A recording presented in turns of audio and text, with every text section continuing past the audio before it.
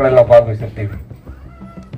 ಬಹುಶಃ ಇದೊಂದು ನಮ್ಮ ಜೀವನದ ಅತ್ಯಂತ ಶ್ರೇಷ್ಠವಾದಂತಹ ಸಭೆ ಅಂದ್ರೆ ತಪ್ಪಾಗ್ಲಿಕ್ಕಿಲ್ಲ. ಯಾಕಂದ್ರೆ ಒಬ್ಬ ಬಹಳ ದೊಡ್ಡ ದಾರ್ಶನಿಕರು ಅಗಲಿಕೆಯ ಒಂದು ನುಡಿನಮನ ಕಾರ್ಯಕ್ರಮದಲ್ಲಿ ಭಾಗವಹಿಸೋದು ಅಷ್ಟು ಸರಳ ಅಲ್ಲ.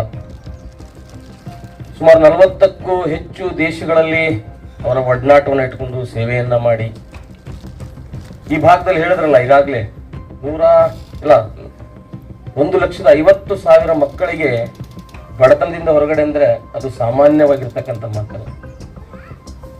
ಬಹುಶಃ ಈ ಸಭೆ ಕೂಡ ಸುಮಾರು ಒಂದು 18-20 ವರ್ಷದ ಹಿಂದೆ ಇಲ್ಲಿ ನಡೀತು.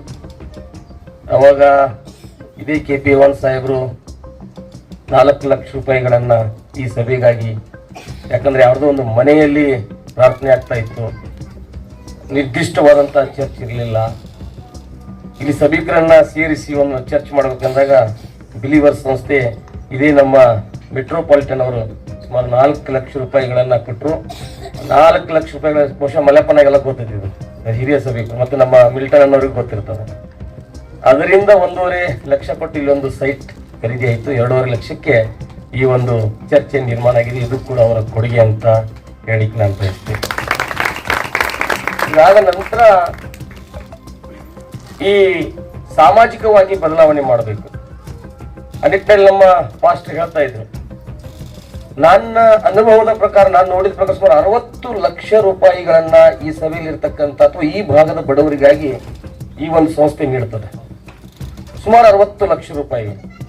ಇಲ್ಲಿ ಎಲ್ಲ ಸಭಿಕರು ನಾಯಕರದನ್ನ ಸೇರಿ ಈ ಭಾಗದ ಅತ್ಯಂತ ಕಡು ಬಡವರಿಗೆ ಈ ಪತ್ರಾಸ್ಗಳನ್ನ ವಿತರಣೆ ಮಾಡೋದು, ವೆಲ್ಡಿಂಗ್ ಮಷಿನ್ಗಳನ್ನ ವಿತರಣೆ ಮಾಡೋದು, ಕುರಿಗಳನ್ನ ವಿತರಣೆ ಮಾಡೋದು, ಅವರು ಯಾವ್ಯಾವ ಉದ್ಯೋಗಗಳಲ್ಲಿದ್ದಾರೆ ಆ ಉದ್ಯೋಗದ ಸಲಕರಣೆಗಳನ್ನ ವಿತರಣೆ ಮಾಡುವ ಮೂಲಕ ಅವರ ಜೀವನವನ್ನ ಎತ್ತುವ ಕೆಲಸವನ್ನ ಮಾಡಿದರು. ಇಂಥ ಕಾರ್ಯ ಜಗತ್ತಿನ 40 ರಾಷ್ಟ್ರಗಳಲ್ಲಿ ಮಾಡಲಾಗ್ತದೆ. ಮತ್ತೆ ಈ ಮೆಟ್ರೋಪಾಲಿಟನ್ ಅವರು ಯಾಕೆ ಅಷ್ಟು ಅಮರರಾಗ್ತಾರೆ, ಅಷ್ಟು ಪ್ರಸಿದ್ಧಿ ಆಗ್ತಾರೆ? ಒಂದು ದಿನ ಅವ್ರು ಇರ್ತಕ್ಕಂಥ ಸ್ಥಳಕ್ಕೆ ಒಬ್ರು ಸಾಮಾನ್ಯ ಫಾಸ್ಟ್ ಹೋಗ್ತಾರೆ, ಇಲ್ಲಿ ಮೆಟ್ರೋಪಾಲಿಟನ್ ಅವರು ಎಲ್ಲಿದ್ದಾರೆ, ಯಾವನ್ ಅವರು ಎಲ್ಲಿದ್ದಾರೆ ಅಂತ. ಇವರೇ ಮರಗಳಿಗೆ ಗಿಡಗಳಿಗೆ ನೀರು ಹಾಕ್ತಾ ಇರ್ತಾರೆ. ನೀರು ಹಾಕುವಂತ ಸಂದರ್ಭದಲ್ಲಿ ಯಾರನ್ನ ನೋಡ್ಬೇಕು ನೀವು ಅಂದಾಗ ಅವ್ರ ಹೆಸರು ಹೇಳ್ತಾರೆ. ಅವ್ರಿಗೆ KP ಯಾವನ್ ಅವ್ರನ್ನ ಭೇಟಿಯಾಗ್ಲಿಕ್ಕೆ ಬಂದಿದೆ. ಸರಿ, ಅವ್ರು ಬೆಳಗ್ಗೆ ಭೇಟಿ ಆಗ್ತಾರೆ ಬರೀ ಅಂತ ಆ ಪಾಸ್ಟರ್ ಅವರ ಬ್ಯಾಗನ್ನ ತಾವೇ ಹೊತ್ಕೊಂಡ್ರು ಅಂತಾನೆ ಹೋಗ್ತಾರೆ. ಹೋಗಿ ಅಲ್ಲಿ ಇಟ್ಟು ಬೆಳಗ್ಗೆ 10 ಗಂಟೆಗೆ ಅವ್ರಿಗೆ ಇವರೇನು ನಮ್ಮ ಫಾದರ್ ಅವ್ರ ಡ್ರೆಸ್ ಹಾಕಿದಾರಲ್ಲ ಈ ಡ್ರೆಸ್ ಅಲ್ಲಿ ಬಂದು ಅವ್ರಿಗೆ ಭೇಟಿ ಆಗ್ತಾರೆ. ಬರೀ ಅವ್ರ ವಿಚಿತ್ರ ಅಂದ್ರೆ ಅವರು ಸಾಮಾನ್ಯರಲ್ಲಿ ಸಾಮಾನ್ಯರಾಗಿದ್ರು. ಎಷ್ಟೋ ಬಾರಿ ಏನ್ ಮಾಡ್ತಾ ಇದ್ರು ಅಂದ್ರೆ ಅವರ ಏನೊಂದು ಇದಕ್ಕೆ ಬಂದಿರ್ತಾರಲ್ಲ ಪಾಸ್ಟರ್ಗಳೆಲ್ಲ, ಅವರ ಶೂಗಳನ್ನ ಸಹಿತ ಅವರೇ ಗೊತ್ತಿಲ್ಲದ ರೀತಿಯಲ್ಲಿ ಪಾಲಿಶ್ ಮಾಡಿ ಇಟ್ಟು ಹೋಗುವಂತ ಕೆಲಸವನ್ನು ಅವ್ರು ಮಾಡ್ತಾ ಇದ್ರು. ಅಂದ್ರೆ ಅದೆಲ್ಲ ಒಂದು ದೈವಿ ರೂಪದ ಅಥವಾ ಬಹಳ ದೊಡ್ಡ ಶಕ್ತಿ ಇರತಕ್ಕಂಥ ಜನರಿಗೆ. ಅವರೇನು ಸಾಮಾನ್ಯರಾಗಿರ್ಲಿಲ್ಲ, ಸಾವಿರಾರು ಎಕರೆ ಗಂಟಲೆ ಜಮೀನ್ದಾರವರಾಗಿದ್ರು, ಬಿಸ್ನೆಸ್ ನಲ್ಲಿ ಮುಂದುವರೆದವರಾಗಿದ್ರು.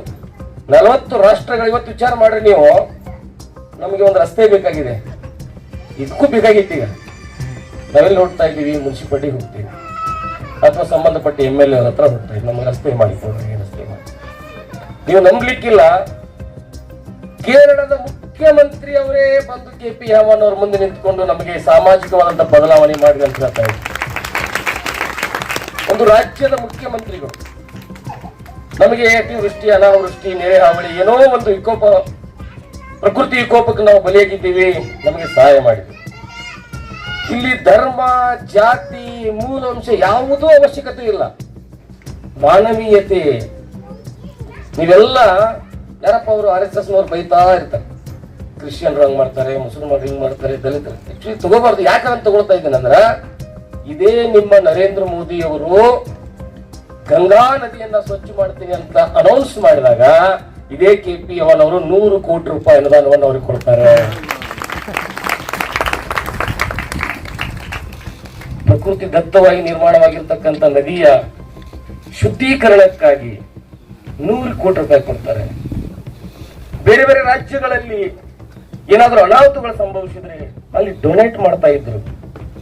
ಸರ್ಕಾರದ ಮುಂದೆ ಹೋಗಿ ಇವ್ರು ಕೈ ಕಟ್ಕೊಂಡು ನಿಲ್ಲಿಲ್ಲ, ಸರ್ಕಾರವೇ ಬಂದು ಇವ್ರ ಮುಂದೆ ಕೈ ಕಟ್ಕೊಂಡು ನಿಲ್ತಾ ಇತ್ತು. ಹಾಗಾಗಿ 40 ರಾಷ್ಟ್ರಗಳಲ್ಲಿ ಇವತ್ತು ನೋಡ್ರಿ, ಅವರು ಮೇ 8ಕ್ಕೆ ಇಹಲೋಕವನ್ನ ತ್ಯಜಿಸ್ತಾರೆ. ಬಹುಶಃ ನಿಮ್ಗೆಲ್ಲರಿಗೂ ಗೊತ್ತಿರಬಹುದೇನೋ ಅನ್ನಿಸ್ತದೆ, 20-30 ದಿನಗಳ ಕಾಲ ಅವರಿಗೆ ಗೌರವ ನಮನವನ್ನು ಸಲ್ಲಿಸಲಾಯಿತು. ಭಾರತದ ಚರಿತ್ರೆಯಲ್ಲಿ ಒಬ್ಬ ವ್ಯಕ್ತಿಯನ್ನ 20-30 ದಿನಗಳಿಗೂ ಹೆಚ್ಚು ಕಾಲ ಗೌರವವನ್ನು ಸಲ್ಲಿಸಿದ ಬಹುಶಃ ಇತಿಹಾಸದಲ್ಲಿ ಇದು ಮೊಟ್ಟ ಮೊದಲನೇ ಬಾರಿಗೆ ಅಂತ ನಾನು ಅನ್ಕೊಳ್ತೇನೆ. ಮತ್ತೆ ಈ ಮಾಧ್ಯಮಗಳು ದೇಶಕ್ಕೆ ನೀಡಿದ ಸೇವಕರು ದೇಶಕ್ಕೆ ಮಾಡಿದ ಸೇವೆಯನ್ನ ಎಂದೂ ಗುರುತಿಸಿದರು. ಆದ್ರೆ ಅದನ್ನ ಅನುಭವಿಸಿದ ಪಡೆದುಕೊಂಡಂತ ನೀವೆಲ್ಲರೂ ಈ ಚರ್ಚಿನ ಸಭಿಕರು ನಮ್ಮಂತ ನಾಯಕರನ್ನ ಅತಿ ಹತ್ತಿರದಿಂದ ನೋಡಿರ್ತಕ್ಕಂಥವ್ರು ಎಲ್ಲಿ ಹೋದ್ರು ಅವ್ರಿಗೆ ಗೌರವ ನಮನವನ್ನು ಸಲ್ಲಿಸ್ತೀವಿ ಅನ್ನೋದಕ್ಕೆ ಇದು ಉದಾಹರಣೆ. KP ಯವ್ವನ್ ಅವರು ಬಹಳ ಮುಖ್ಯ ಪಾತ್ರ ವಹಿಸ್ತಾರೆ.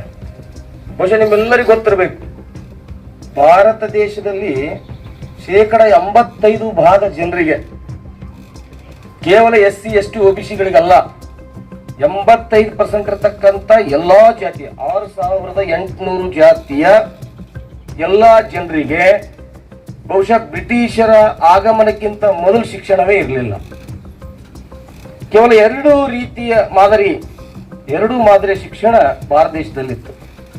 ಒಂದು ಏನಪ್ಪಾ ಅಂದ್ರೆ ಮದರ್ಸಾ ಮಾದರಿ ಶಿಕ್ಷಣ. ಇಲ್ಲಿ ಜಾವೇದ್ ಅವರು ಕೂತಿದ್ದಾರೆ. ಮದರ್ಸಾಗಳಲ್ಲಿ ಮುಸ್ಲಿಂ ಸಮಾಜದ ಯುವಕರಿಗೆ ಶಿಕ್ಷಣ